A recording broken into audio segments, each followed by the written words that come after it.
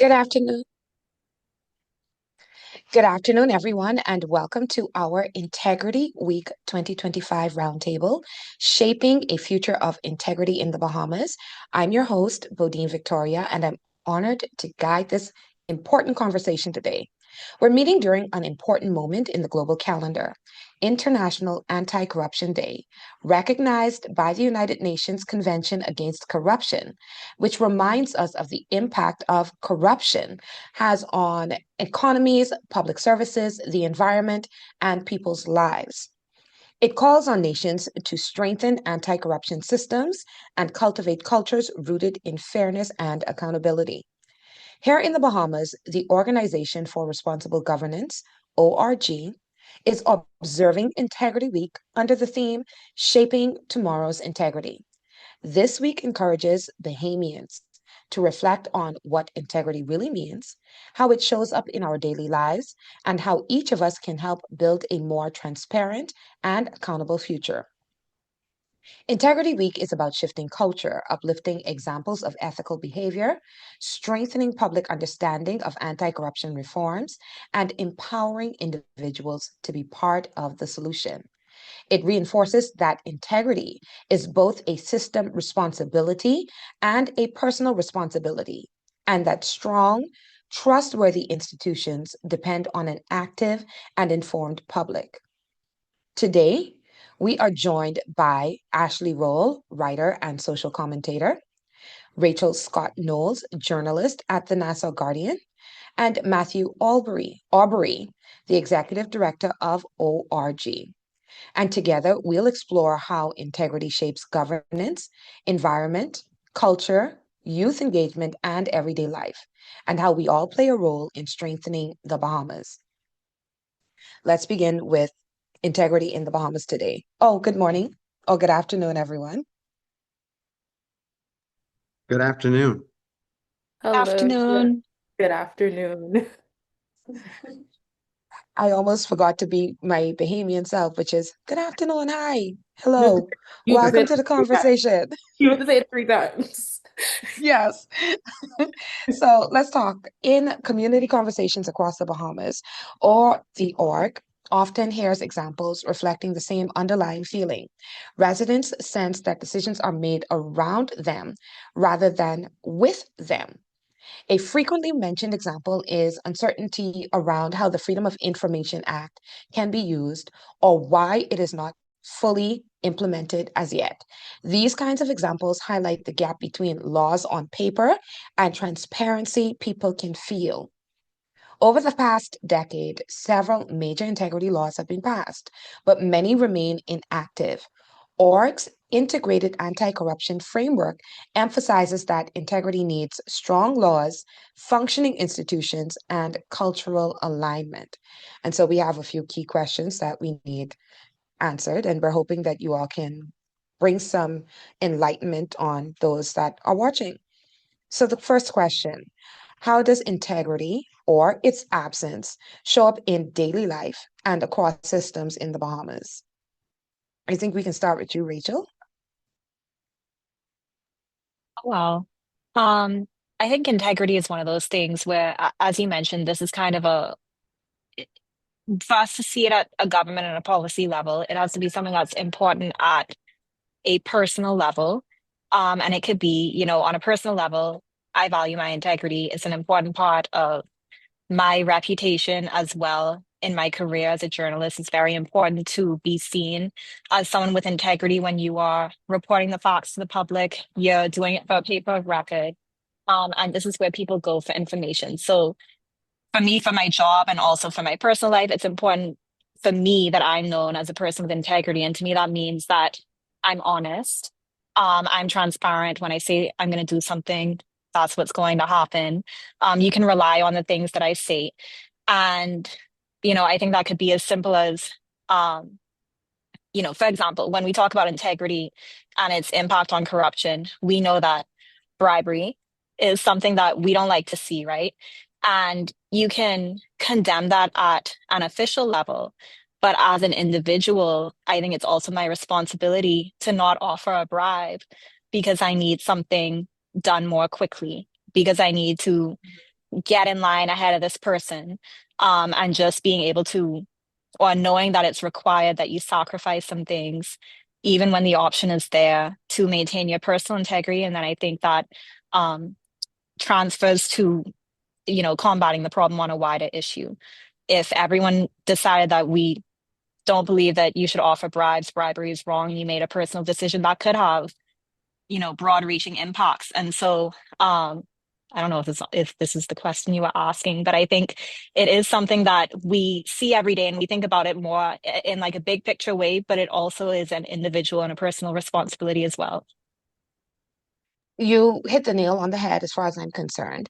Being able to understand the importance of, on a national level, ensuring that we do not mire the system in our personal requirements to move forward, as opposed to doing what should be done because it is the right thing to do.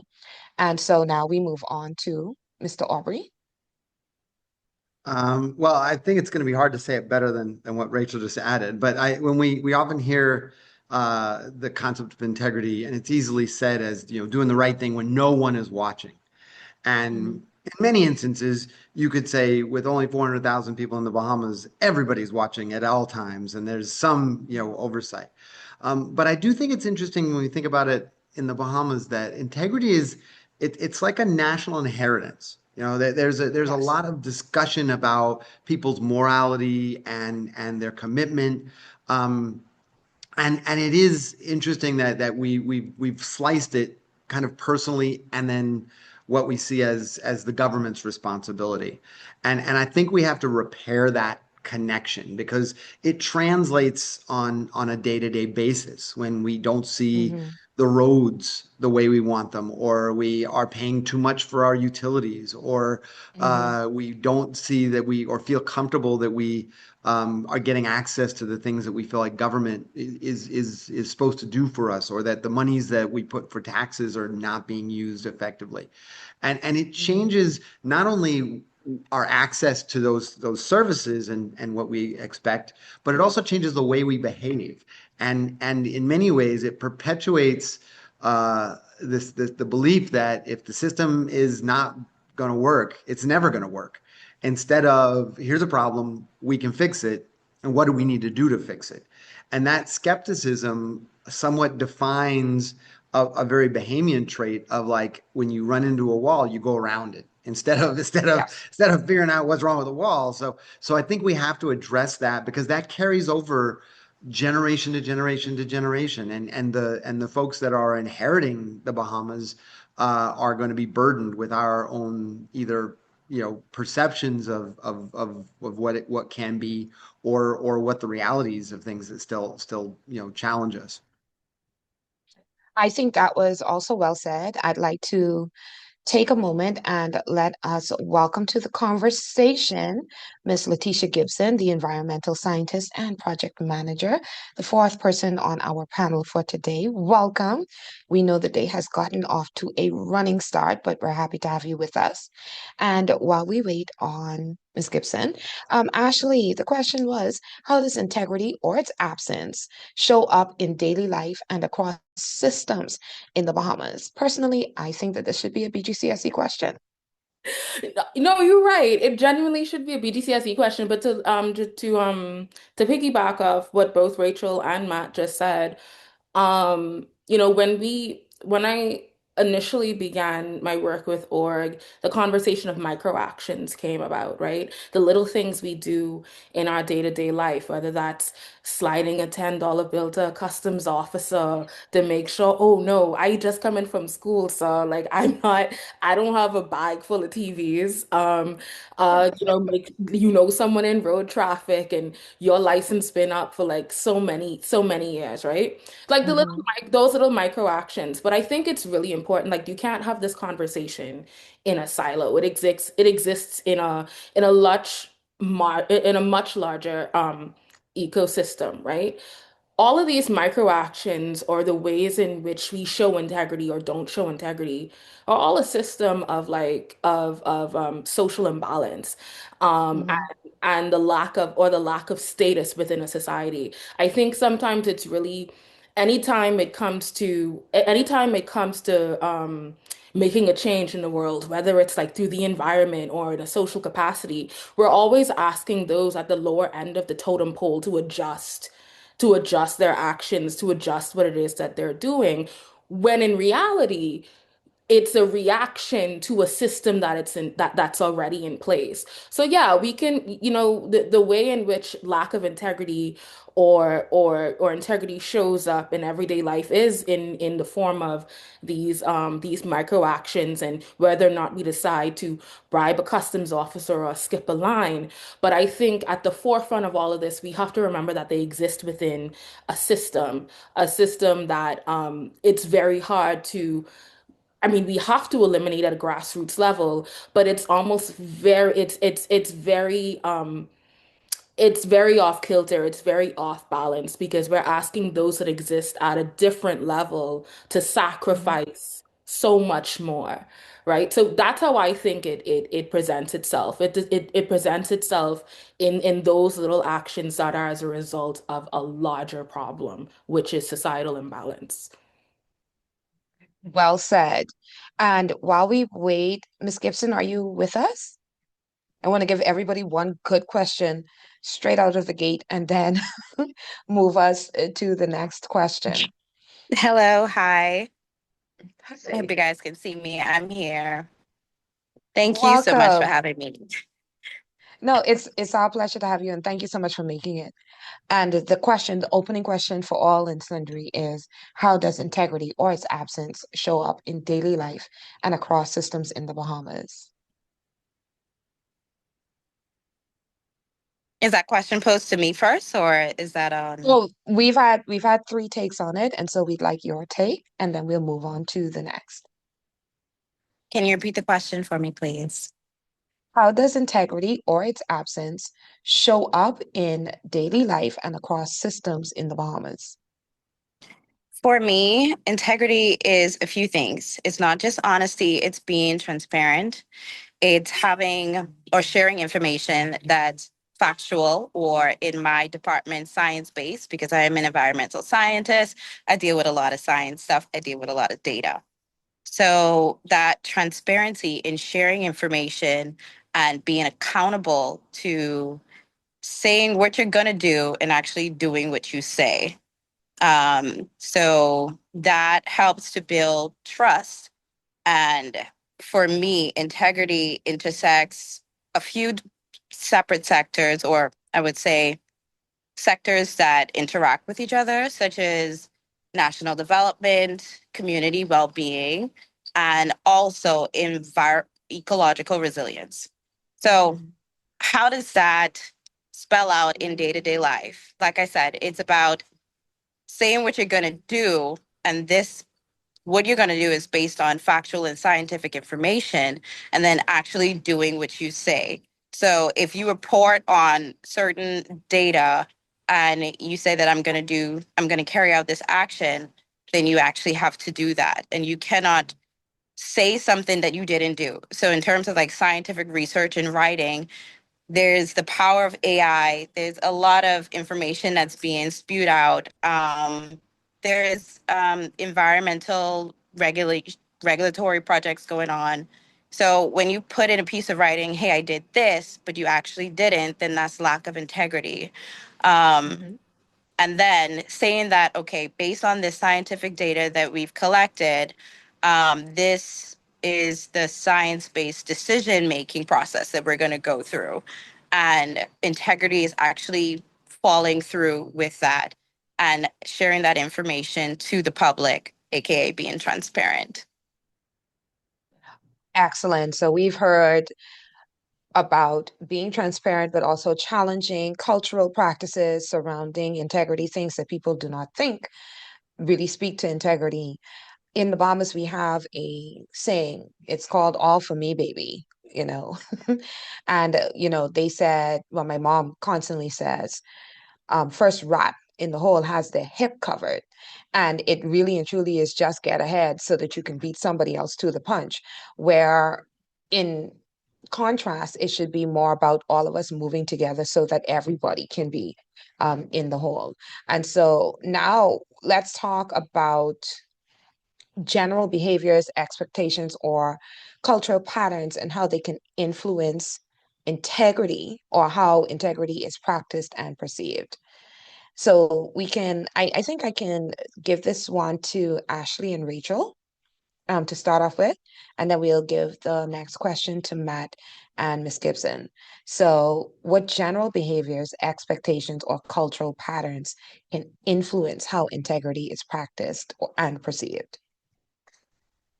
Um, I don't know if Rachel wants to take it first, but I can hop onto this. Like I mentioned earlier, societal imbalances, right? The way, just where you stand economically and socially within a country. I think that that cannot be overstated. So whether you're at the lower end of the totem pole or whether you're higher Mhm. the access that you have to everyday life. I don't think there's a massive difference in a person that robs a convenience store and a person Mhm. that robs the treasury, but we treat the two very differently. And that's really just as a result of social status. Um, Mhm. and so that's the way I think that presents itself.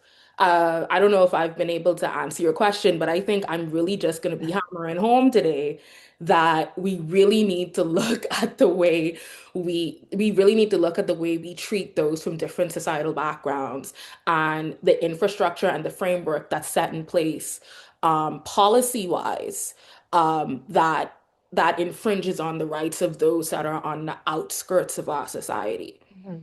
Yes. Yeah. I think very well said. It's you calling out the hypocrisy of class and classism that is quite interesting for me, and how subtly it moves through the entire Bahamian cultural experience. Miss Yeah. Scott? Yeah, so I agree with Ashley. I think that there are definitely systems that are in place, and they come from all sorts of things, from history, just from the way that the country is developed, from class systems, from inequality. And I think that all those play into our understanding of integrity or in situations where we feel like there could be more and it's lacking. Some of it is policy framework. There's some policies that me and Matt talk about all the time. I know he gets sick of me calling him. I have been calling Matt about the full implementation of FOIA for like a decade now, um, as a journalist. And we talk about it every few months. These articles are things that go in the paper, for example.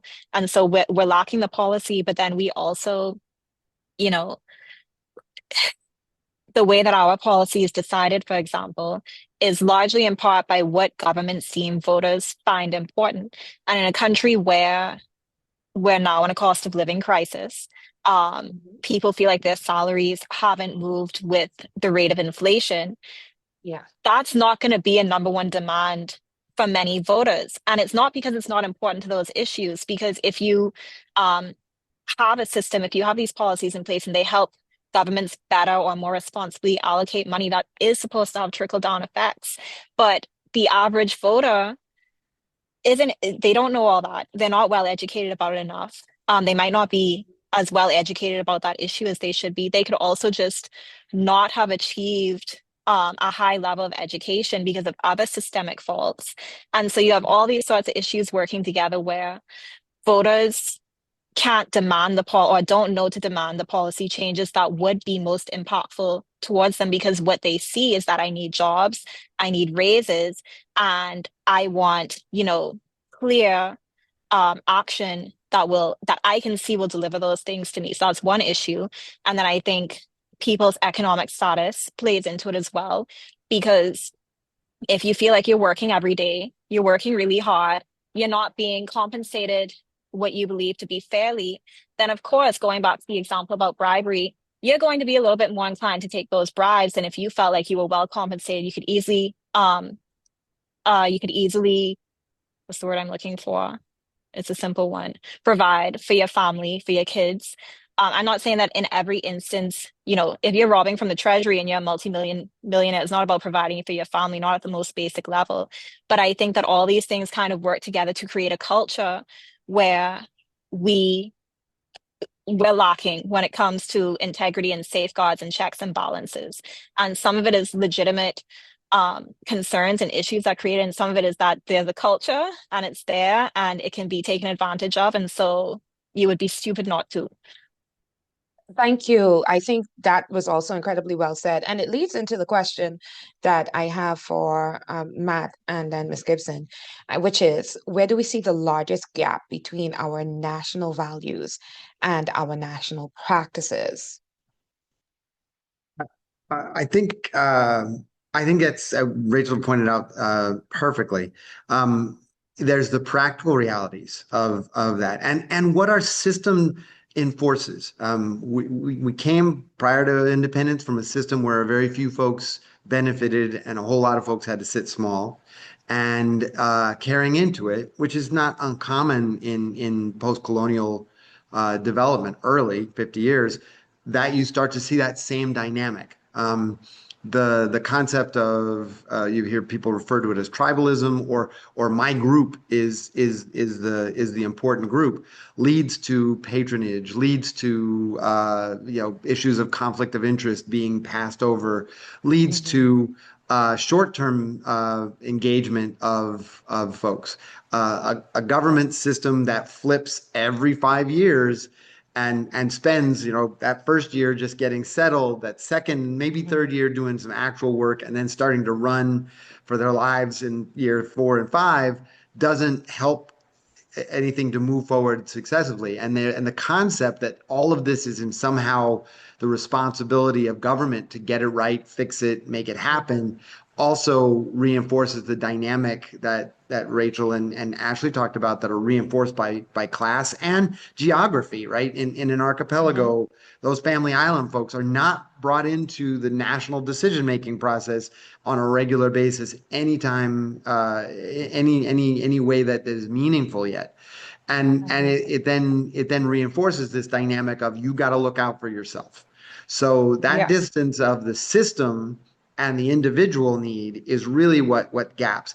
And we're also in an environment, I think it's just important to talk about, where across the world, maybe post-COVID, maybe, for the authoritarian governance that you're starting to see across the world, there's a real gap in trust in the institutions that we depend upon. And we're not shy at that here in the Bahamas, particularly related to some of those very practical things like crime and safety and environmental stewardship and the management of the public finances. So that trust and gap in trust also further complicates the distance between those where we are systemically and where we are at a community level. On the flip side, though, the opportunities that do stand are pretty immediate if we started to work on where to repair that. So we do a lot of work at ORG trying to help people to build their capacity, build their comfort of being involved, get involved in safe and meaningful ways as a way of getting involved. Because if you're a small business person in a local community, you may really be depending upon that business. But if you feel like the system is fair and it doesn't matter which party you're part of or who you connected to, you might be willing to take a shot and invest more time and resources to make it a mid-sized business, to make it a thriving local business. And the benefits of all of that are tremendous. So we have to kind of also front load that a lot can come from this if we start to think about taking the risk to change and risk. It can't happen where the citizen levels only are the risk takers. It has to happen institutionally, but we haven't necessarily had the greatest outcry from the public to say, as Rachel said, that this is what we want. And so we have to connect that language and the opportunities. I think for the most part, the challenge as a layperson has been I can talk until I'm blue in the face. If enough of us don't request, if enough of us are not persistent enough, then I'm just going to be another crazy person requesting something and quite possibly be victimized for doing so and making that request. And so now we have Ms. Gibson. Are you Would you like to chime in on where we see the largest gap between our national values and national practices? Yes, I would like to speak on that and piggybacking off of what Matt and Rachel already described, speaking on the gaps between not just laws and institutions enforcement, but also public behavior that is shaped by cultural norms that has been normalized in Bahamian society. For example, formal processes are seen as inconvenient and very time consuming. So you may have things that seem very small, like jumping the lines or using your connections to get past red tape or using a certain level of influence when you have, say, a certain level of power.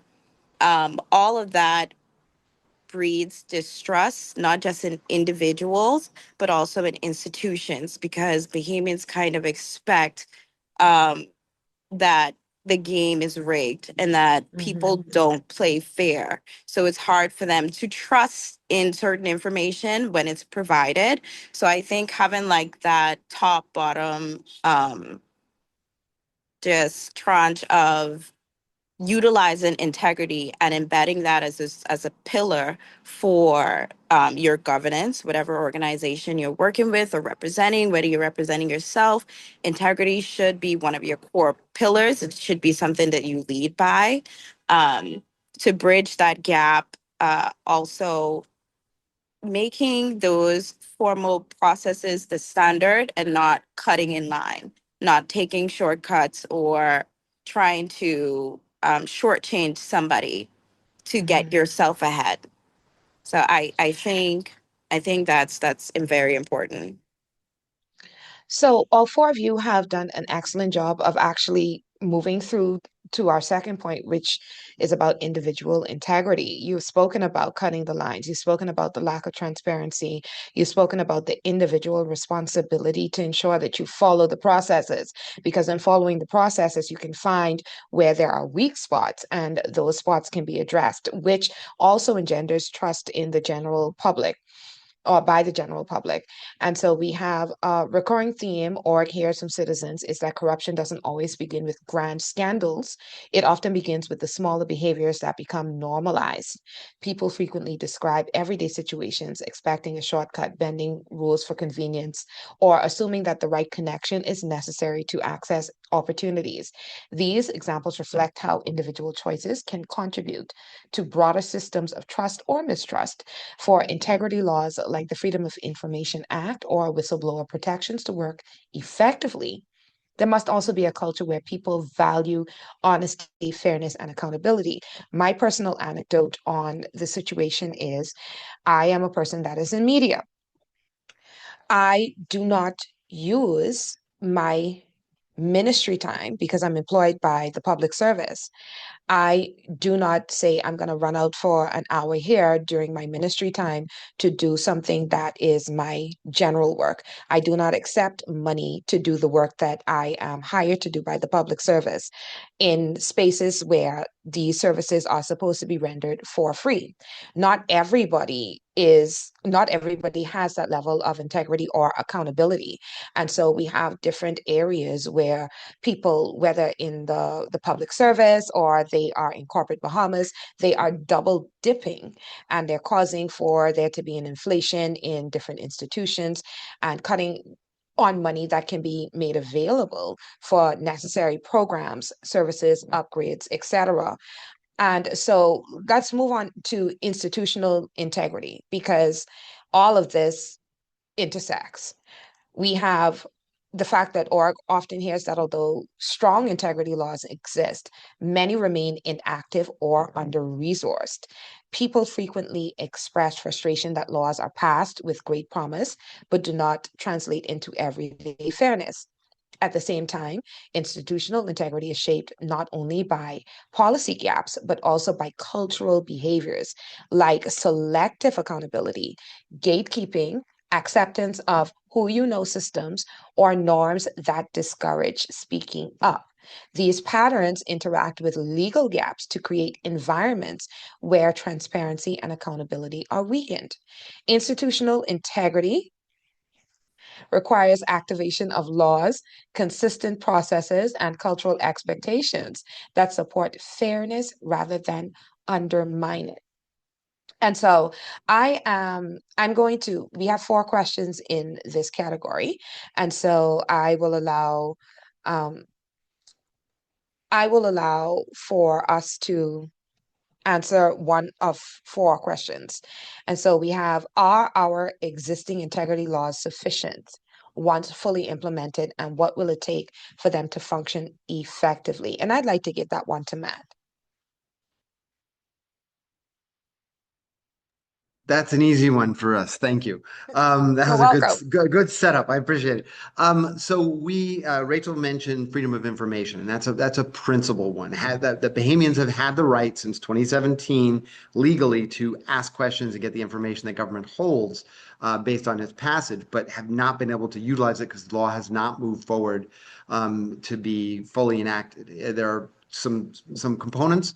I would say we're 75% of the way there, but there's a critical 25% that's there.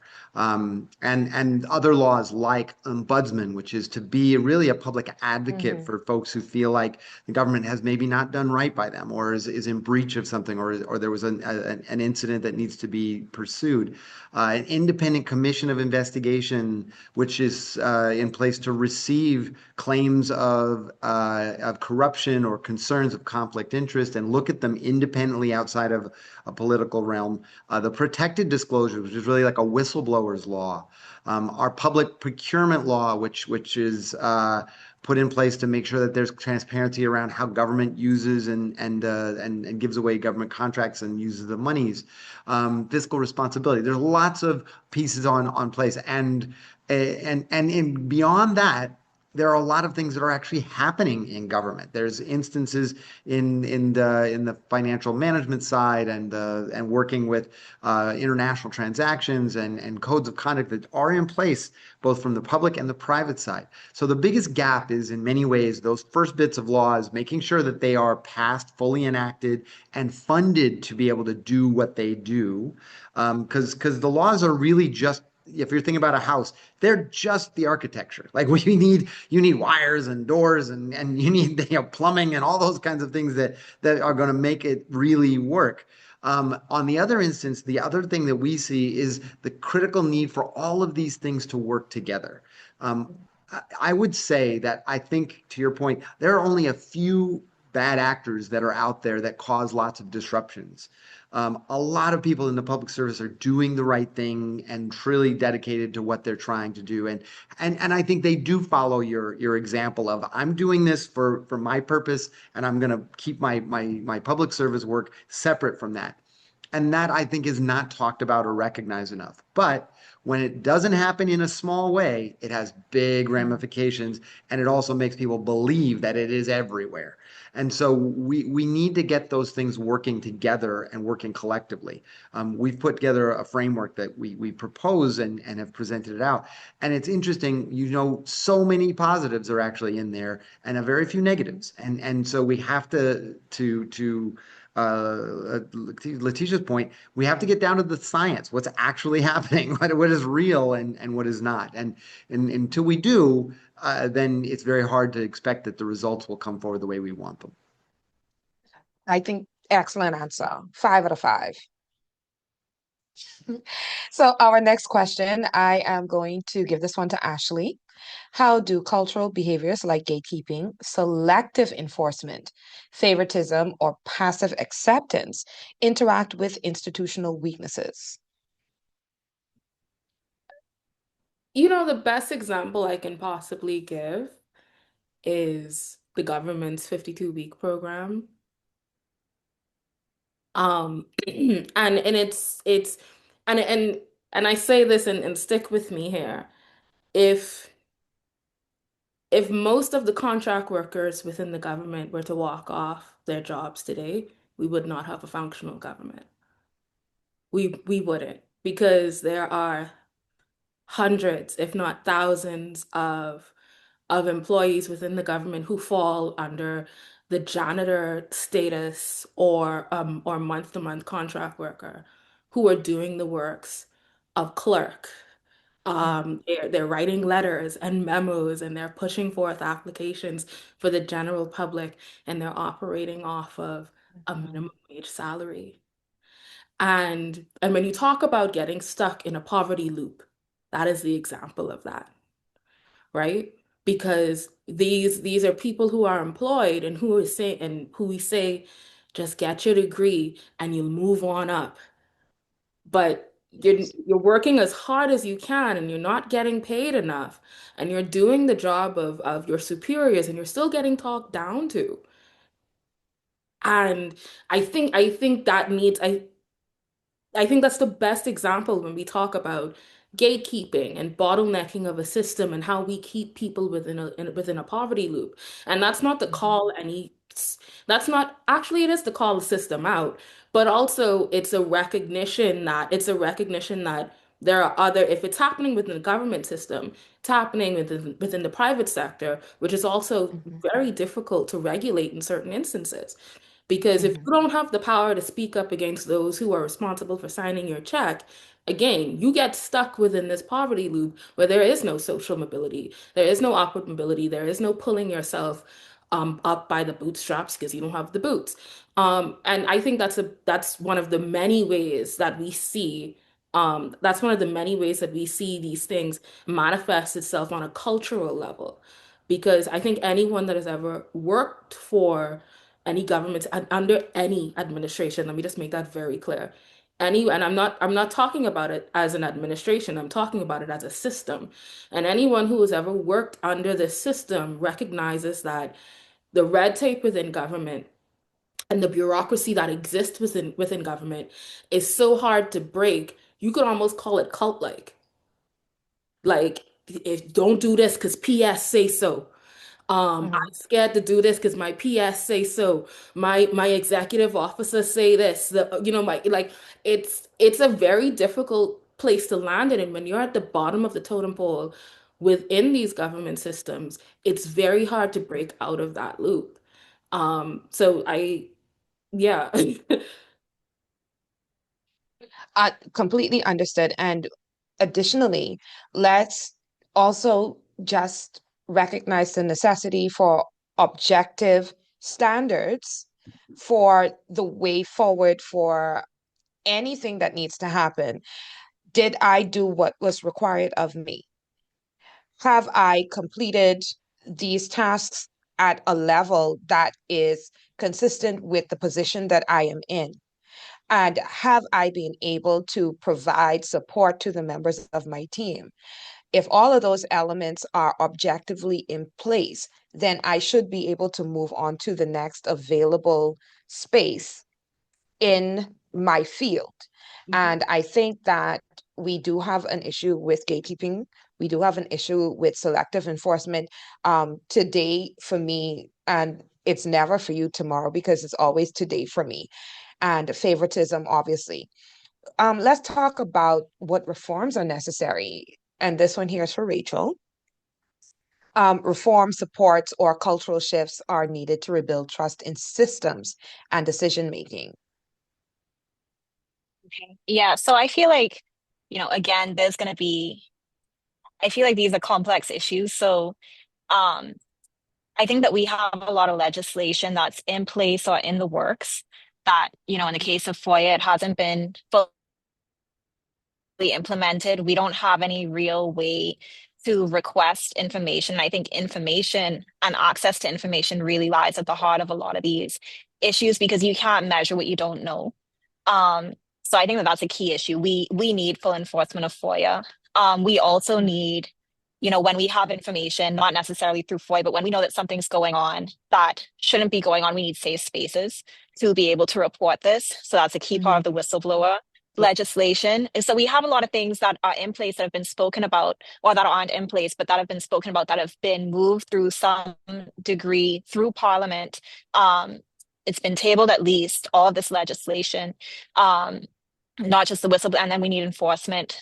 We have, for example, the Public Procurement Act, which is it's in place, and we have had this routinely ignored by the government. And then that's the other part of it, is that if no one cares, if the government is disobeying its own legislation and nobody cares, then there's no real accountability there. And so then I think that you also need, um, and the only real accountability oftentimes comes if it's not going to be that you go to court and pay a fine or go to prison for disobeying this law, then it has to be, it lies within the voters who say, well, I'm not going to return you to office if this is the way that you're going to behave with the trust that I've instilled in you and our taxpayer funds that go into the treasury and things like that. So I do think that there needs to be, it's a multi-level issue.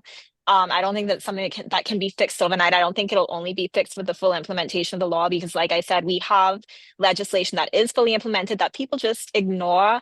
And sometimes you write about it in the paper, sometimes there's public outrage, sometimes there's not. Even when there's public outrage, it might get forgotten by next week. And it's definitely not on people's minds when they go to cast their ballots in, get whatever, 5 years' time. And so I think once again, one of the biggest things is connecting the dots with how these issues impact people on a personal level, where they care about it, where they say, actually, this impacts me, and you can't be doing this with the 10% VAT that I pay on everything that I purchase. That's how you get people to care. And it's not as easy as saying that, though. But it's not just, once again, getting people to care. It's also about having the safeguards, the measures in place to ensure that there's accountability, ensure that people are protected when they speak out, when they see something wrong, and just kind of closing those gaps, closing those loops so that everyone feels like this is my business and it's mine to protect. Well said. And our final question in this segment goes to Ms. Gibson, and it's how can civil society and citizens help advance full implementation and strengthen institutional accountability? And Rachel actually really set this up really well. So, is there anything that you would like to add? Knowing their rights, knowing how your government operates, knowing what's happening around you. And in the environmental world, knowing that public consultation is your superpower. And it's a form of democracy. It helps give local Bahamians the chance to be informed and use their local knowledge to inform decision making when it comes to developmental projects, and not just being reactive and accepting that, okay, this is impacting me, there's nothing I can do, but knowing that you have a superpower to be part of the decision-making process from the beginning. And that's the integrity that we want to implement across institutions and organizations that are implementing these projects. So in terms of like environmental impact assessments, there has to be a public consultation process that is engaged, not last minute and as a rush factor to just check off a box, but to engage your stakeholders immediately and collect that feedback, have like a transparent feedback loop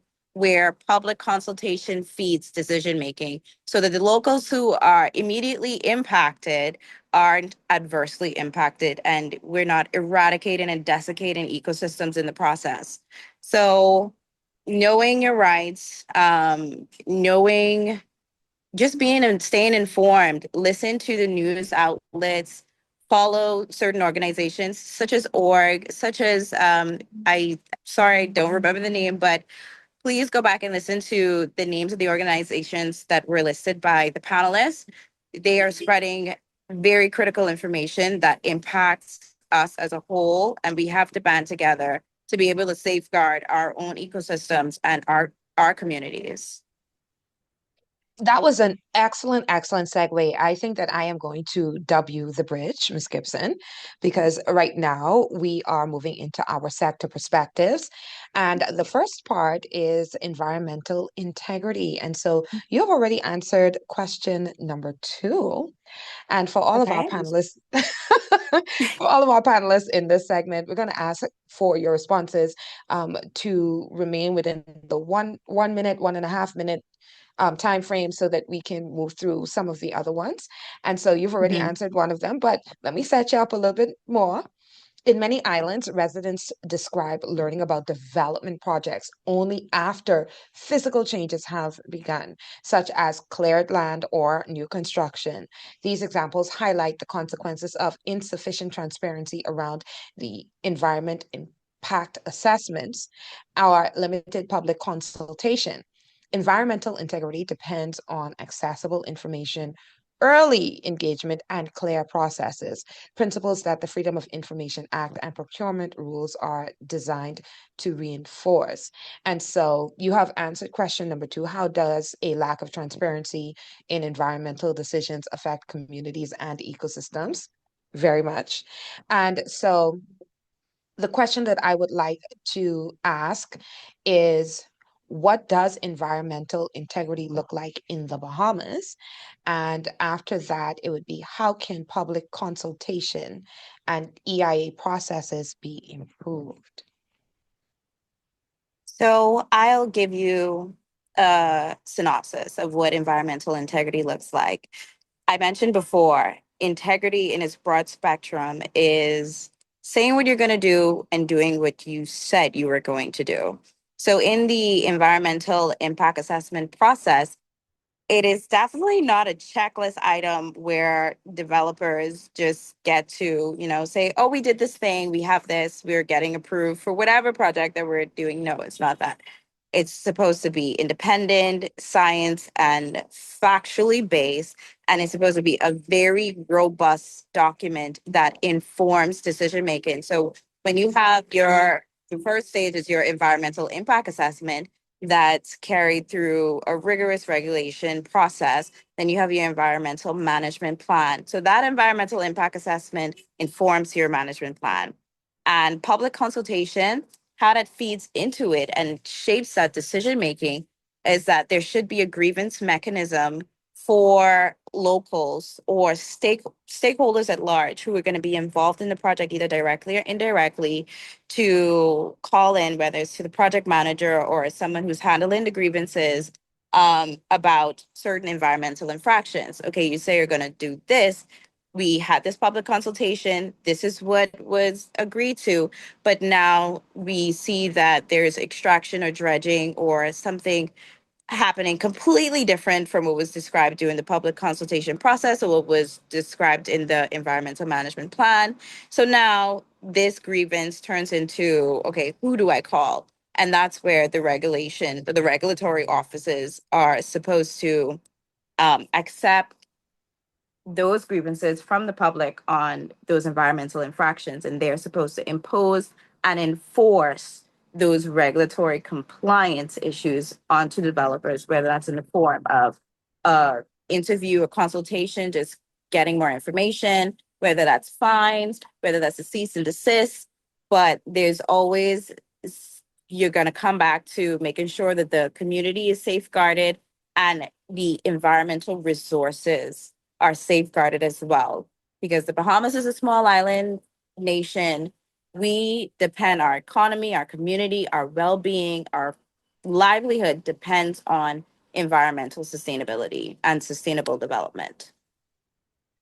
Very, very well said. And so the public consultation and EIA processes being improved really is just a case of ensuring that what is already established is followed through, it is enforced, and then additionally, it continues to change with the needs of the people, especially as we continue to have developments all through the Bahamas. I know quite a number of people, my family included, are directly affected by developments that go up without some of us who have generational property that is still very much in dispute, being used for other reasons.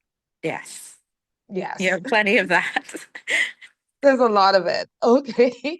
So now let us move on to governance and political integrity. And again, Matt, you honestly have spoken a lot to these questions. So we're going to keep the responses to no more than a minute. During org's civic engagement sessions, participants often raise concerns about transparency during election cycles. People frequently note that without clear campaign finance rules, it is difficult to know who may be influencing political decisions behind the scenes. Now, these types of observations reflect why org includes campaign finance reform as a key pillar in its integrated anti-corruption framework. How can political leaders model integrity in visible and measurable ways? 1 minute and go. Well, campaign finance is a critical piece because democracy should never be for sale, right? That's that, and it isn't reliant upon just a few folks' interest being worked. So there's a need for clear codes of conduct. There's need for full development of our Public Disclosures Act and compliance with that, and not opaqueness that still prevails from this administration, last administration, prior administrations. So folks would know these are the particular interests. We're a small community, so there are going to be connections and contacts, but knowing why and what that contact is allows folks to understand the merit of a potential decision, which is, I think, an essential part of the accountability. But actively being involved, calling and talking to your elected official on a regular basis is also crucial. You don't want to vote somebody in and then 5 years later determine were they good, were they not good. There needs to be this ongoing dialogue. So we do a lot of calling. Our tagline is actually get informed and get involved, and that get involved is absolutely being directly involved with the person that you've elected. Their responsibility should be to tell you how things are going, how they're represented. We're in a space right now in government where it's hard to see the interest of your constituency being discussed in the House of Assembly because of the way the cabinet's organized. So you need to hear it at a direct level. So as we're preparing to give your vote away in the coming months, we want folks to make sure that those people who are asking for those votes are fully informed as to what your direct interests are, what matters to you, your family, and your community. That dialogue cannot be ignored. Absolutely. Well said. Why is campaign finance transparency so important to public trust? I think it creates a more equitable playing field. Folks understand that there's a nature of we're not rising up to pay homage to you as an elected official. You actually work for us, and that there's this mutual social contract that is required in order for this to work. So knowing where political and campaign finance is a really broad term too. It's not just everybody has to pay for all these political. It can start with if political gifts over a certain amount are what the public should know about. Where does it come? There can be requirements and mandates and limits as to where that money's come or how those monies are put forward. So that as a beginning creates an opportunity for reinvestment of potential trust and full understanding of who's behind these campaigns and rallies and all the other things. And that means the day-to-day person can start to be a little more critical with their vote. Excellent. And finally, what role can citizens, media, and civil society play in encouraging political accountability? So citizens and media and civil society are the accountability ecosystem. We as org are not a watchdog organization. No matter how many times Rachel or any media calls us and is like, what do you think about this person? We believe that the best watchdogs are going to be those folks that are in the community that have the most direct. So we spend a lot of time trying to build their capacity. So folks can utilize our resources, which are all free, to take benefit of our trainings, all of those things. But being comfortable to raise your voice is crucial. And Latesha talked about one most important component, which is regular, consistent mechanisms for public consultation. You can't just show up every once in a while and expect that people are going to come out and do something with the information you give them. Thank you so much, Matt. And now we move on to journalism and media. When you talk about holding political leaders accountable, the media immediately comes to mind. Some people like to think of journalists as media watchdogs, so to speak, when it comes to government. So let's talk about integrity in the work journalists do and their role in upholding and strengthening it in a democracy. So this one here, obviously, is for you, Rachel. How does integrity affect the work journalists journalists do. And don't forget, we have a 1 minute time limit on all questions in this segment. Yeah, so I feel like integrity is at the very core of what we do. Um, Not only in terms of trying to ensure that maintain integrity, but also ensuring that what we put out there, that our integrity is intact with what we report on, the way that we have our information. And all of this is so important, especially when you talk about um, we can't hold people accountable if we don't have the public's trust. Because what we write, as I said, it's at the core of what we do. That I think that's our ultimate goal. To use our shortfalls. But in order to do that, we have to be very careful with maintaining our own integrity, making sure that people believe us when we speak, or what just maintain that public trust relationship. And Matt pointed out earlier that we have been in a climate where there's a general distrust of not just officials, but the media over the past few years. That is something that it's not easy to do all the time, but it's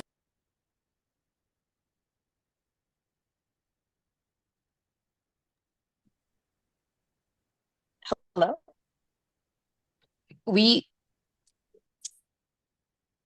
So your bandwidth is really testing you today, but Sorry. that was it's fine. That was a really great answer. The second question is, how important is journalism and the media to upholding integrity, transparency, and accountability in a democracy? Yeah, so I think I touched on that a little bit. We like I think that we play an important role in that we are where people. Can you all hear me well?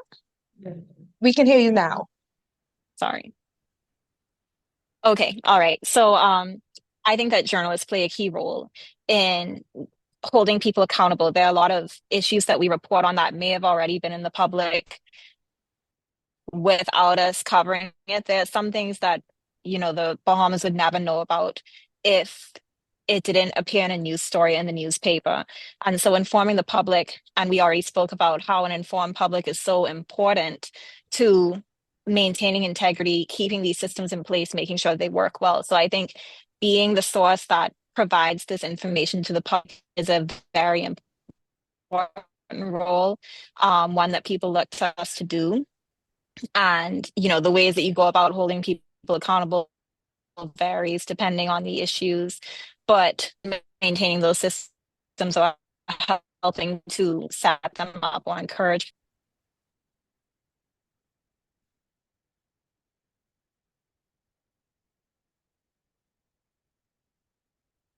We got a very good idea, or the majority of the response was completely clear. And so we're going to give Rachel just a moment to reconnect. But so far, Oh, stop. we've had.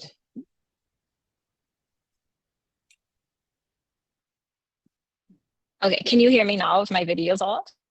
Yes, we can hear you now. Okay, let's stick with that then. Okay. Is there a point cut off where you'd like me to go back? I think that between the first response that we heard and the second response, we've gotten the full intent of your responses. So the last question that we would like for you Okay. to answer is, would policies or support mechanisms need to be in place to protect journalists and allow for more effective and transparent reporting?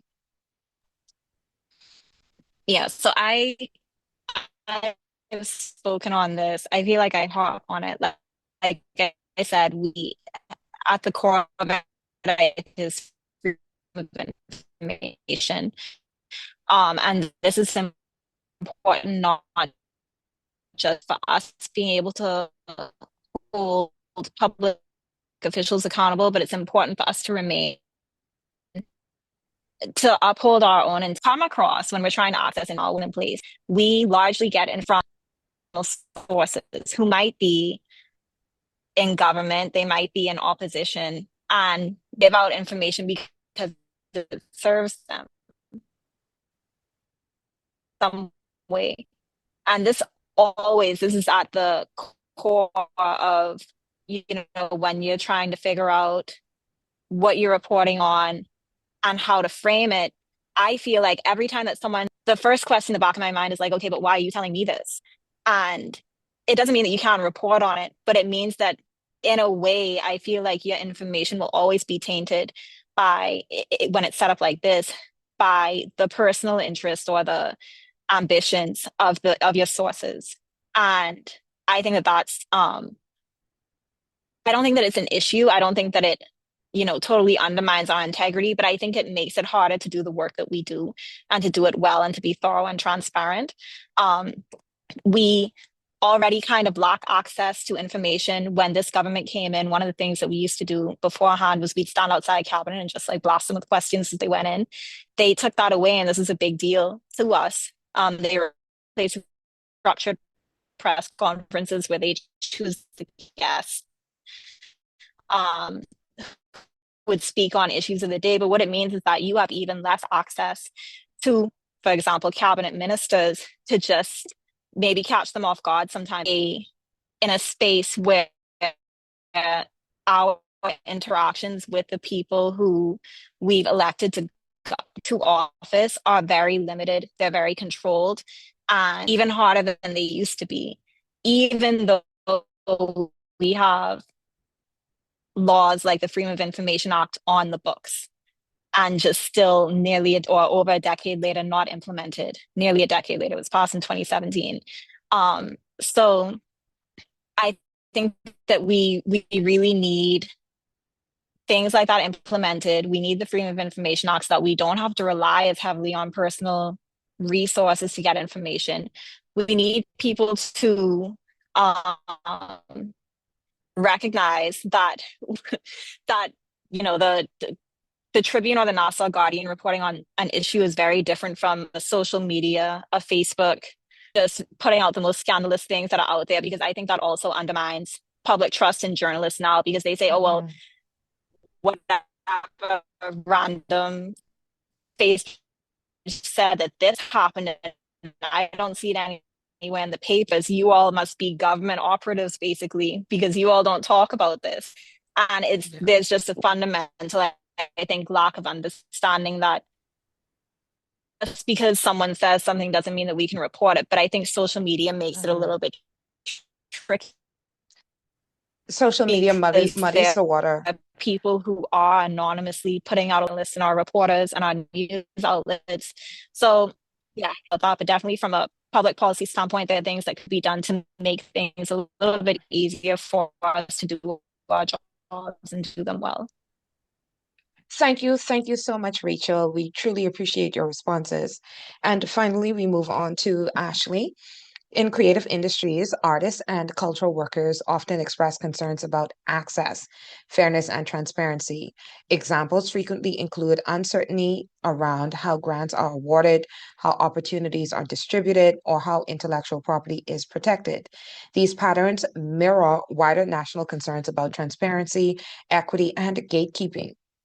Your first question is, how does integrity shape opportunities, representation, and fairness in the creative sector? And again, 1 minute to win it.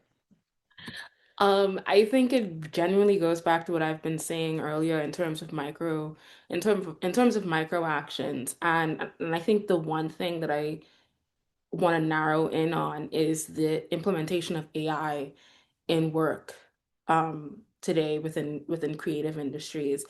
Um, it slips even into the environmental impact of AI, right? So as a result of like the easy access to artificial intelligence, there are a lot of people that are tapping into like just art in general, which isn't inherently a bad thing, but like what does this feed from, right? All of this work has been pooled in a database from other people's work and creating work by using work from other people, right? And I think that there's a lack of integrity in that. There's a lack of integrity in that. There's a genuine lack of appreciation for craft. Um, and then again, I don't fault people or artists that try to use AI who don't have access to other tools because there's very little access to grants or the funding that needs to be made possible for artists that are trying to carry culture forward. Um, a lot of people don't even have the knowledge as to how to write a grant. And when you do write those grants, are you even going to get are you even going to get sufficient funding for it? Um, so I think there's a lot to be said specifically. I think there's a lot to be said specifically when it comes to AI and how artists implement that within their own work. But I think that's at the peak right now of where we see a lack of integrity, specifically from an artist standpoint.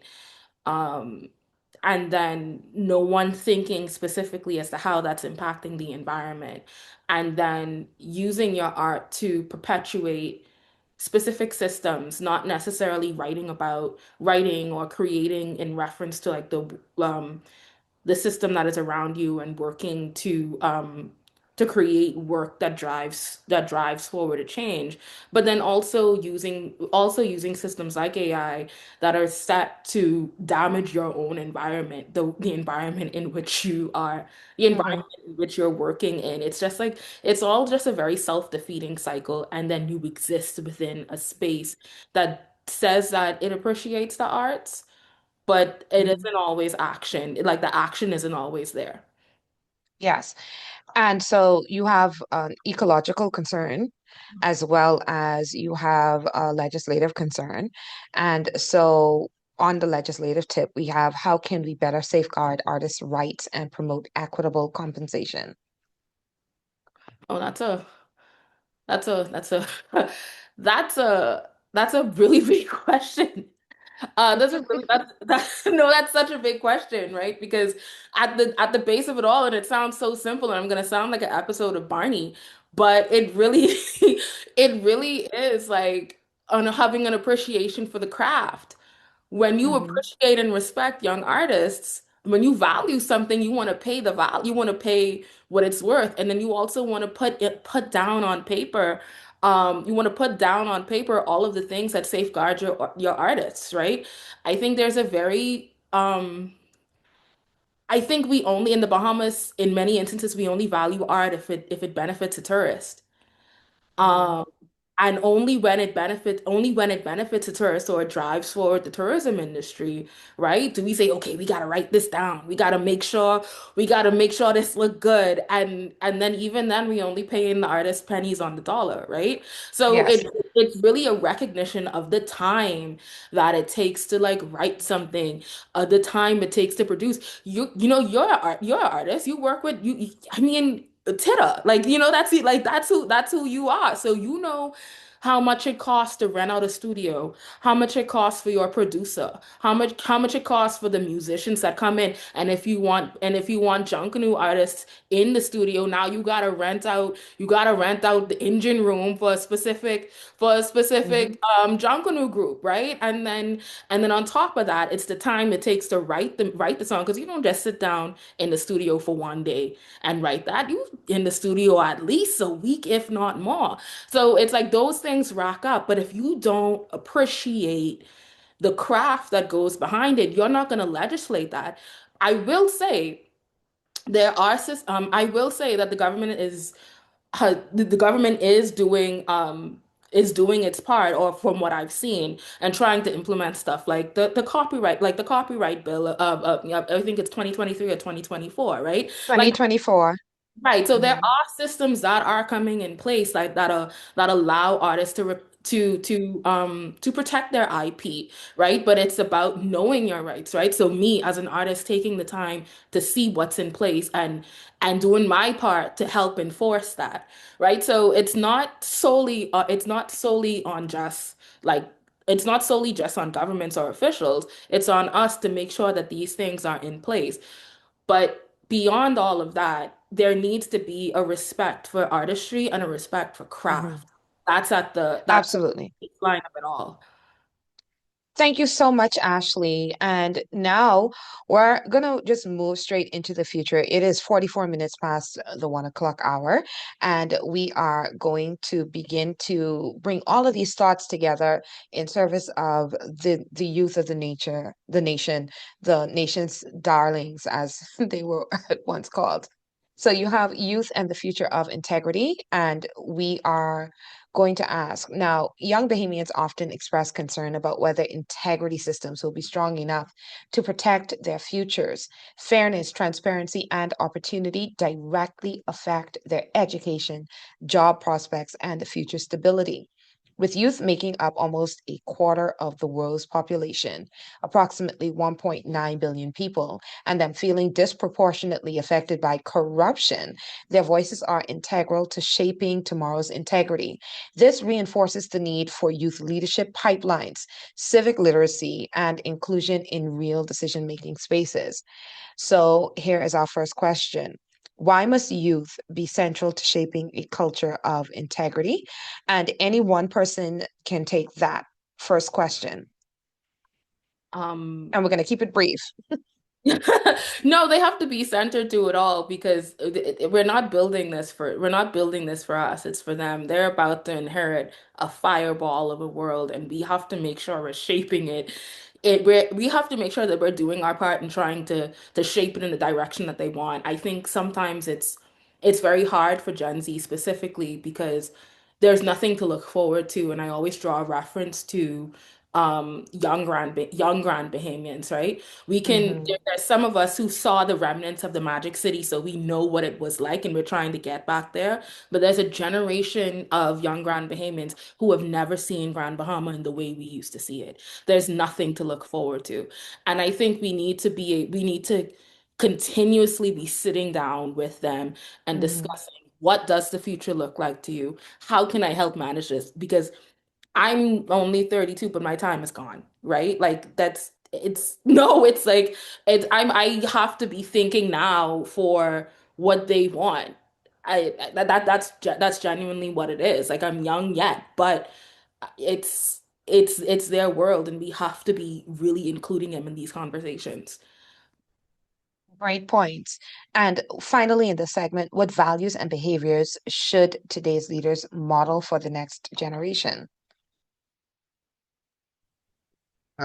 As the representative old person, and clearly, if at 32, Ashley's there, I'm way past it. I think it's one, we must open the door to make sure that youth are not just included, but that they're influential, that their voices Mhm. make a difference. They already are leading us in our work on climate action, on digital innovation, on community advocacy. So we have to build structures that allow real decision-making power. I think too often these youth initiatives are presented as the result of a government who's embracing the future, but I don't know how far those decisions are happening. I don't know how many youth representatives are in those spaces where decisions are happening. And accountability and transparency are one way to dispel that because I think youth are incredibly savvy at figuring out how to get information, how to move around corners, how Mhm. to take what they do to other jurisdictions. We need to give them a reason to invest right here that is meaningful and tangible, not just based on because it's your obligation or a specific indication of tradition. It has to be real and meaningful. Excellent points.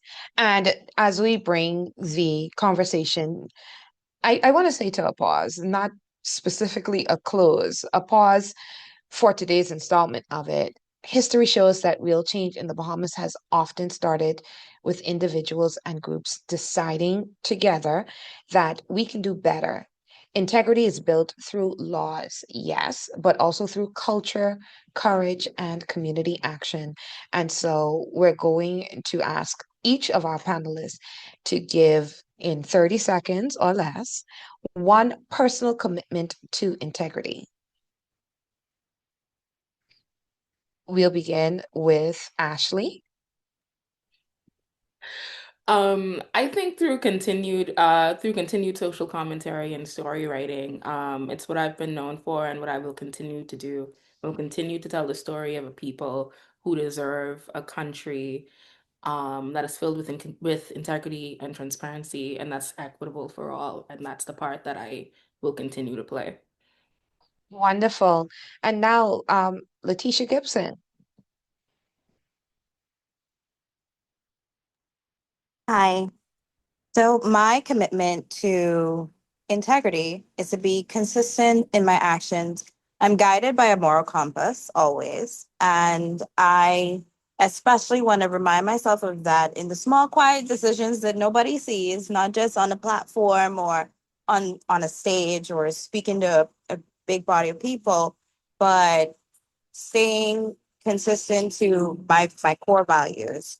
As an environmental scientist, that means just grounding my work in evidence and making sure that I'm transparent about my reasoning, not being afraid of criticism or resistance because the information is solid and I can rely on that. And I always want to champion choosing what is right over what's easy or convenient. Perfect response. Let us go to Rachel Scott.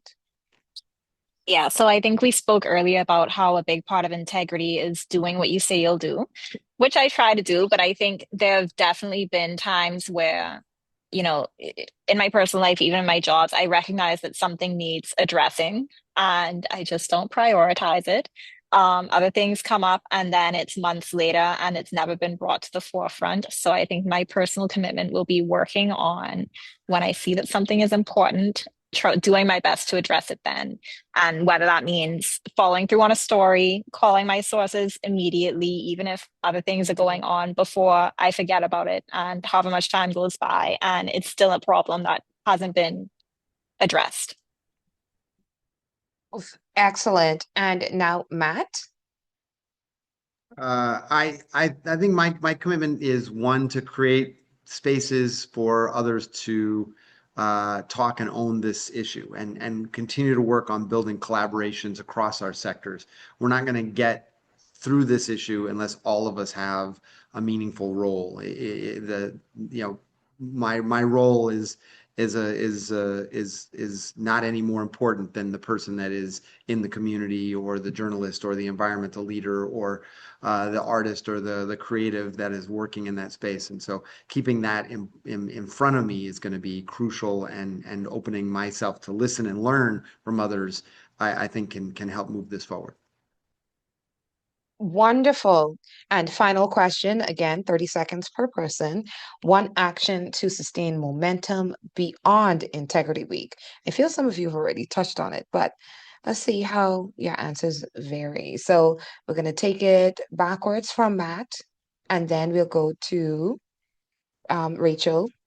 So this is easy for me because I'm speaking on behalf of our team. So we're obviously going to be continuing to amplify our civic engagement, our policy development, creating spaces for two-way dialogue, trying to get information out into the community, but more importantly, getting us to a circumstance where the community leads us forward, where the strength is coming from the citizens, the private sector, the youth, the communities that are historically marginalized.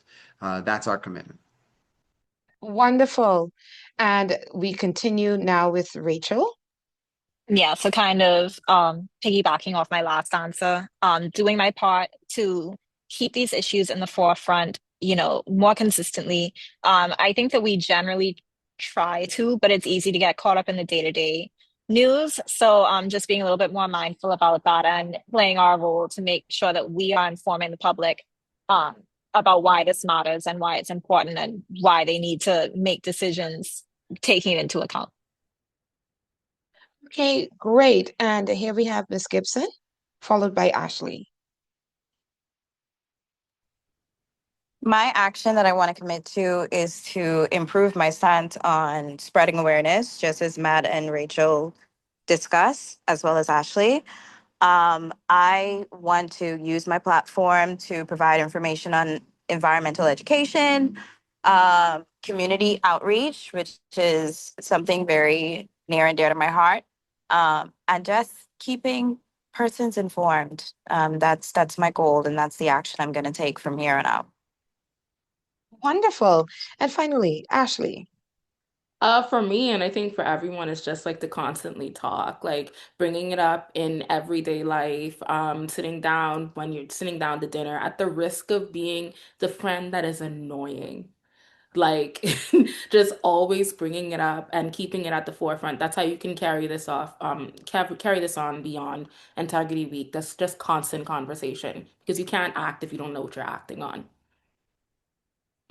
And well said. And right now, I'd just like to say thank you to our panelists, Miss Latesha Gibson, environmental scientist and project manager, Ashleigh, writer and social commentator, Rachel Knowles Scott, journalist from the Nassau Guardian, and Matthew Aubry, the executive director of org. I'm BodineVictoria, and it has been my pleasure hosting today's roundtable for Integrity Week 2025 with the theme Shaping a Future of Integrity in the Bahamas.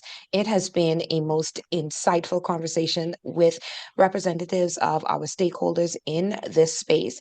And I look forward to more of that momentum taking us from the public service straight down into corporate Bahamas and to our students, our children, and those that will be our future and the future of the Bahamas. Thank you so much for joining us. And we want you to have a day, a week, a year filled with integrity because character is what you do when nobody else is looking. Thank you. That is amazing. Thank you again for having me. Great job, everyone. Thank you.